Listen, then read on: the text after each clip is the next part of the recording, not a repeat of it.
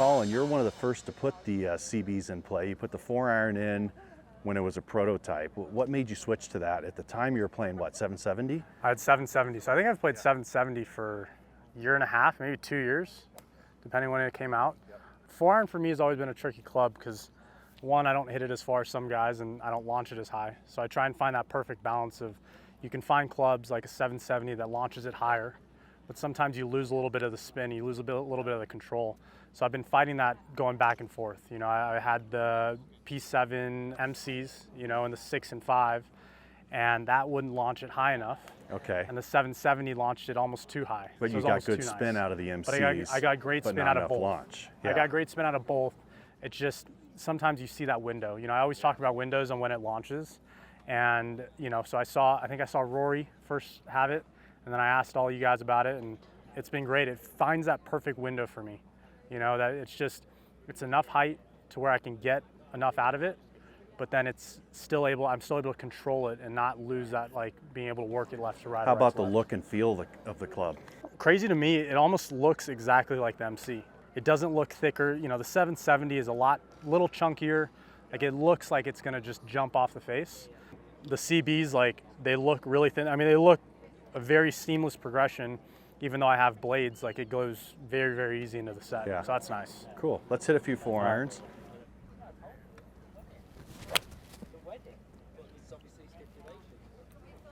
Do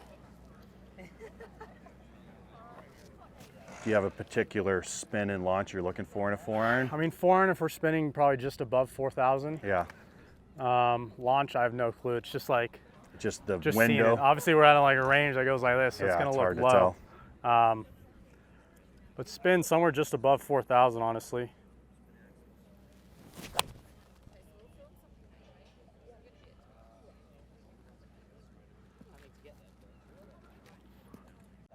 $11,200, 4,600.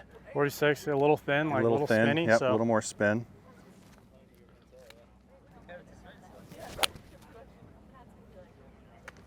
Flush. that was perfect.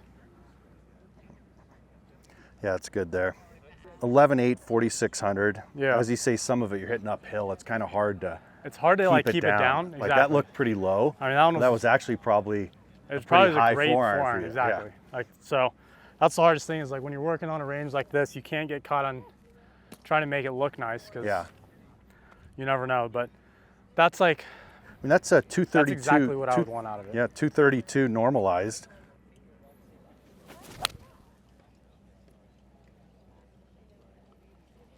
Just a tick missed. It's a tad thin, but it's consistent. Yeah, 45, 24. Yeah. Do you notice the CB being more consistent spin rates top to bottom? I've noticed missing, like the miss hits, like Yeah. everything's just so much tighter. And that's the crazy thing is, like, I thought the 770 was really good. The problem was like, I could only hit it full. So when I wanted to take distance off, which I like to do a lot, it was hard to get a little bit more spin, just enough to where you're not losing 15 yards, but you can take off 5 yards and just kind of add a little bit of that.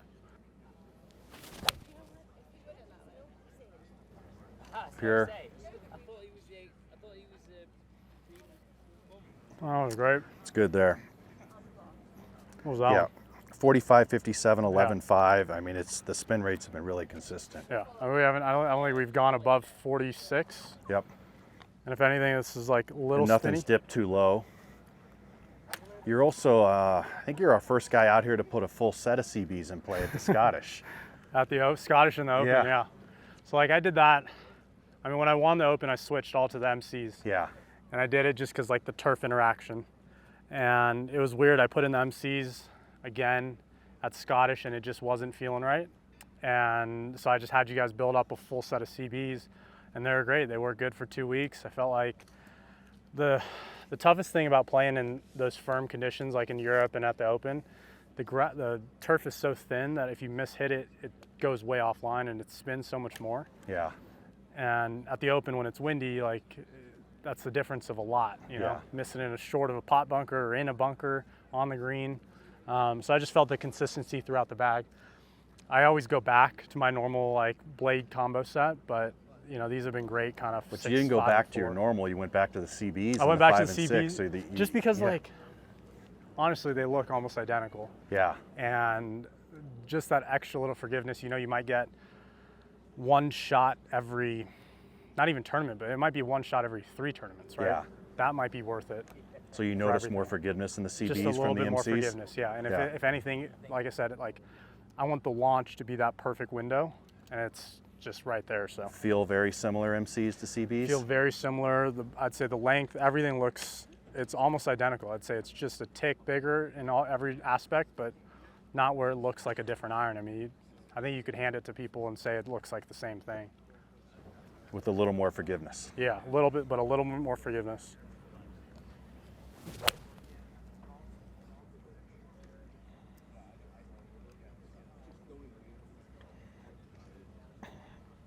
.57, .53, so 1,000 more than the 4-iron, consistent. Yeah, I'm telling you, I think just this turf is making it spin a little bit more. Yeah. But it's like right at that perfect window for me.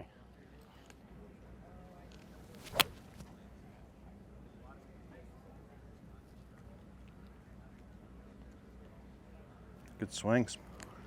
A little better than the 4.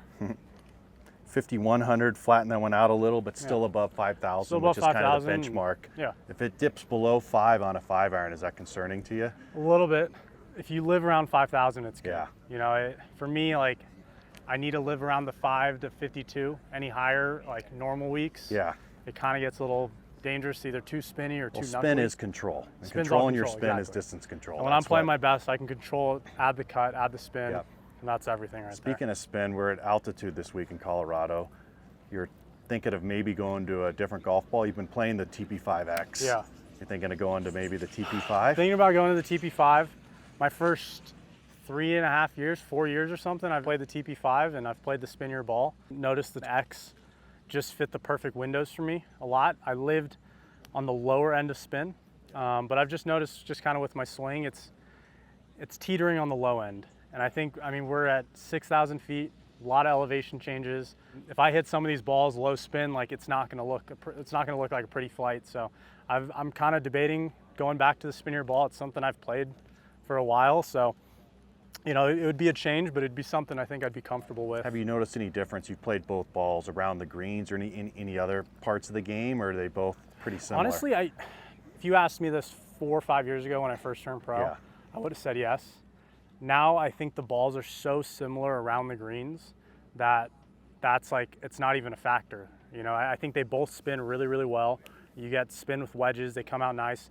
The only thing with the X ball compared to the TP5 would be just a little bit different launch. The X launches just a tick higher, which could be good, but if I don't have spin, yeah, it's that balance of trying to I think that's a big advantage to our ball, as everyone says, is you think of the X as being a firmer ball and maybe not being as good around the greens or with the wedges, but both our balls perform almost identical around the greens. And that's like, I think that's a thought like I said, I had 5 years ago, but once you start playing with them, and I've played the X for over a year now, it's not like that. They all spin inside that 80-yard, 100-yard range, and everything else is, you see on kind of 8 irons and up. Like, yeah, that's when you start to see the biggest difference. Some pretty good chips this year I've seen.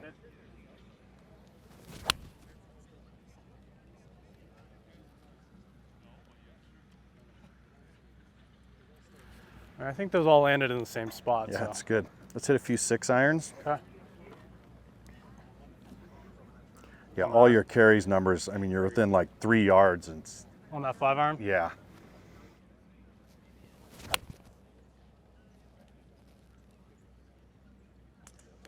Do you see any other weeks you might go back to the CBs besides just the Open? I know you've done it at the Tour Championship a couple times. I've done it. I think I've done it at the Tour. Honestly, like when I'm not hitting it amazing, I sometimes like to put a full set. I always like to work the ball, and that's why I like the blades. Like I think the blades, like I like small heads. I like just being able to just focus on hitting it center and working the ball. And I think sometimes I get lazy when I have a bigger head, but also sometimes I'm not hitting it well, and I need that forgiveness, and it tightens things up, and it makes me not be so creative and just hit stock shots and the correct shot, really, you know? Kind of reset your swing a little? Exactly. It's a reset when I'm using them on different weeks.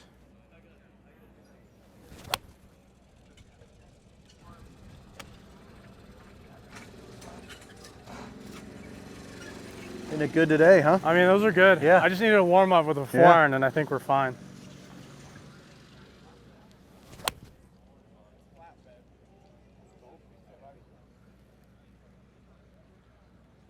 A little weaker, but I mean, still consistent. Like that's the one where if I had a blade in, Yeah. like that ball would be 8 yards shorter, Yeah. way more spin. And I think those just control Yeah, a that lot went better. 4 yards shorter than the last one. All right, and I feel like I Yeah. missed that quite a bit. So Yeah. pretty good. Good. Thanks, Keith. Thanks.